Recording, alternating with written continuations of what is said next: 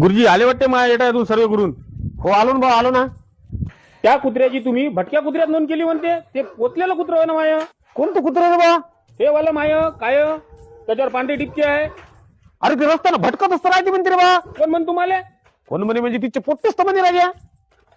तुझे कुत्र होतं ते? मायावाला कुत्र होईन ते. बरं ठीक आहे, त्या कुत्र्याला मी तुझे नाव देतो. हा? काय म्हणून तुम्ही? म्हणजे तुझ्या नावानं नोंद करतो त्या कुत्र्याची. आता जमलं काय राजेवा तुम्ही? काय भलतं काम लागलं वाटते गुरुजी तुमच्या मांग. पहिले राजे हो लेकरं तुम्हाला पाहून भे, आता कुत्रे कुठून पहिले वाटते तुम्हाला भेव. काय करता राजेवा?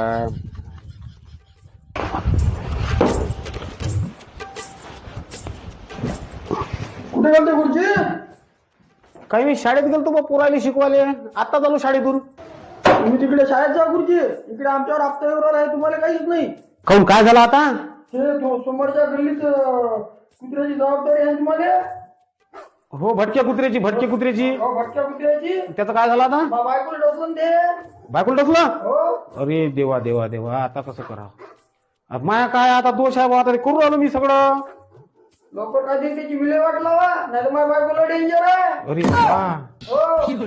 हेच राहिलो होतं रे बाबा आता ऐकायचं. हेच राहिलो होतं, एवढ्या वर्ष सर्व्हिस केली, एवढंच राहिलो होतं फक्त आता ऐकायचं. धन्य देवा, धन्य झालो.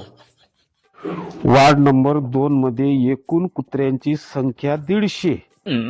त्यातले इंजेक्शन दिलेले 50. दिसले तुम्ही लय वेळ तर पाहून राहिलो तुम्हाला. काऊन काय झालं? कुत्रं टसलं कोणाले?